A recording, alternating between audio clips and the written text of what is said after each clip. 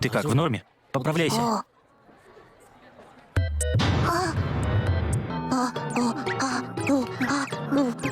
Прости, Ахаран. Сейчас урок начнется. Давай поспокойней.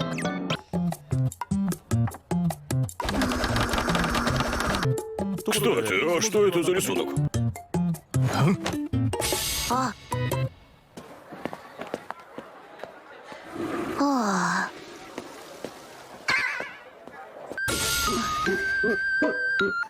Именно потому, что мы друзья. Иногда бывает сложно что-то сказать.